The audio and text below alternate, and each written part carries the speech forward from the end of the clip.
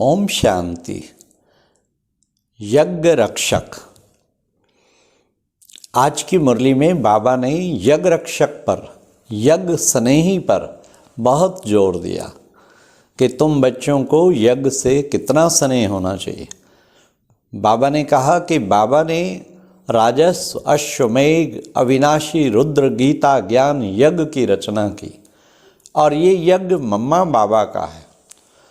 अम्बा को यज्ञ माता कहते हैं और ब्रह्मा को यज्ञ पिता कहते हैं। और इस यज्ञ के तुम रक्षक हो, तुम यज्ञ स्नेही हो। इसी यज्ञ से बच्चे विनाश ज्वाला प्रज्वलित हुई। सारी दुनिया इस यज्ञ में, यज्ञ से विनाश ज्वाला जो प्रज्वलित हुई उसमें ही सारी दुनिया का विनाश हुआ। अब बाबा ने ये भी कहा यज्ञ की वृद्धि करते रहो। तुम यज्ञ में रहने वाले यज्ञ की वृद्धि करो, यज्ञ की वृद्धि। फिर बाबा ने ये भी कहा कि मैं यज्ञ का क्रिएटर हूँ, तो तुम बच्चे भी यज्ञ के क्रिएटर हो। फिर बाबा ने उसको भी और स्पष्ट किया, बच्चे जो सेंटर्स खोलते हो, गीता पाठशालाएं खोलते हो, ये यज्ञ के क्रिएटर बनना है। मतलब कि यज्ञ रचते हो, सब आके उसमें सहयोग की आहुति डालते हैं। तो तुम बच्चे यज्ञ स्नेही हो तो यज्ञ की वृद्धि करते रहना है और तुम बच्चों को यज्ञ रक्षक बनना है। अब यज्ञ रक्षक किसे कहते हैं? नंबर 1, वो विघ्न विनाशक होगा। यज्ञ में कई आत्माएं, ज्ञानी व अज्ञानी, जो भी कोई विघ्न यज्ञ में पड़ते हैं, बाबा कहते गायें न असुरों के विघ्न पड़े, तो उन विघ्नों को समाप्त करना एक यज्ञ स्नेही आत्मा की निशानी होगी। यज्ञ पे कोई विघ्न आ गया, फटाफट मिलके कैसे भी यूनिटी से उस यज्ञ के विघ्न को समाप्त कर देना। ये है यज्ञ स्नेही बनना, ये है यज्ञ रक्षक की निशानी। यज्ञ पे जरा भी विघ्न ना आने देना। फिर सदा जो यज्ञ स्नेही होगा, पूरे यज्ञवासियों के लिए उसकी शुभ भावना रहेगी, सारे यज्ञ को सुख पहुंचाने की भावना आएगी। और यज्ञ स्नेही आत्मा जो है वो इस यज्ञ की वृद्धि का लगातार सोचता रहेगा, कैसे यज्ञ की और वृद्धि करें और वृद्धि करें।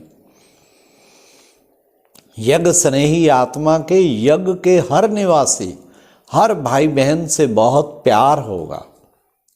उनके लिए, उनके पालना के लिए, उनके कल्याण के लिए अपना सर्वस्व न्यौछावर करने को भी तैयार होगा। यज्ञ स्नेही आत्मा यज्ञ की बचत करेगी, बहुत बचत करेगी। चाहे खरीदारी में, चाहे जमीन जायदाद में, चाहे किसी भी चीज़ में यज्ञ की बहुत मदद करेगी। तो यज्ञ स्नेही आत्मा ये एक बहुत बड़ी निशानी होगी कि वो यज्ञ के कल्याण के लिए अपना सर्वस्व न्यौछावर कर देगा। यज्ञ रक्षक ये ध्यान रखेगा जरा भी मर्यादा का उल्लंघन ना हो, जिसमें यज्ञ की बदनामी हो। शिव बाबा का रचा हुआ यज्ञ, और उसमें जहाँ मर्यादाओं का उल्लंघन होता है वहाँ फिर विघ्न पड़ता है। इसलिए वो बहुत अटेंशन रखेगा। कदम कदम पे मैं पूरा, अगर सच्चा यज्ञ रक्षक हूँ तो खुद भी पूरा मैंने यज्ञ की मर्यादाओं पर चलना है, औरों को भी यज्ञ की मर्यादाओं पे चलने का अटेंशन खिंचाना है।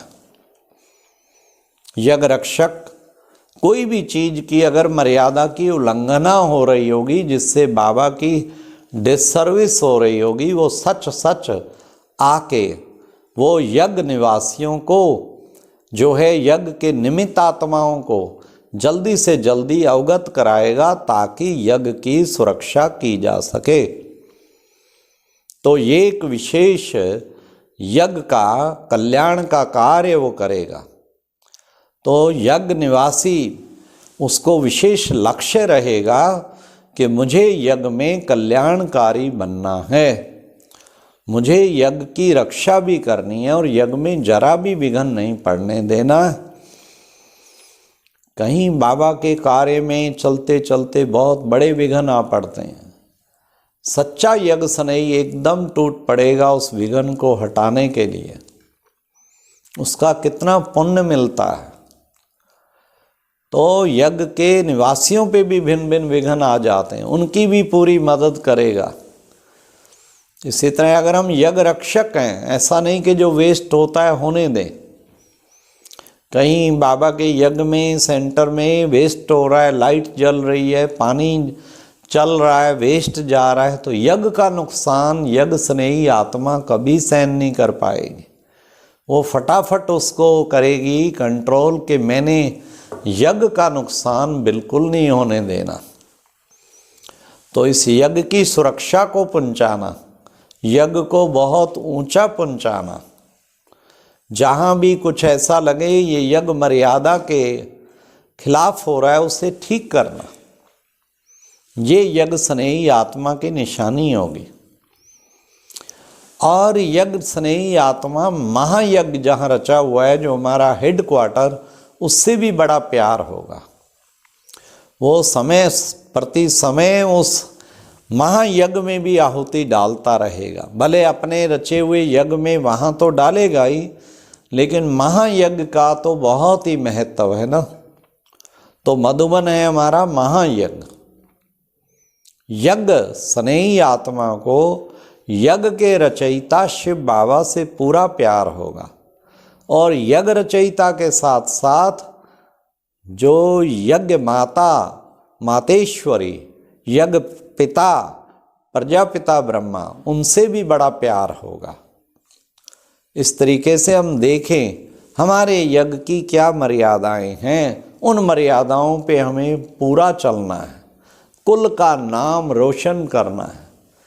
21 जन्म के लिए बाबा कहते तुम्हारा नाम रोशन मैं करूँगा।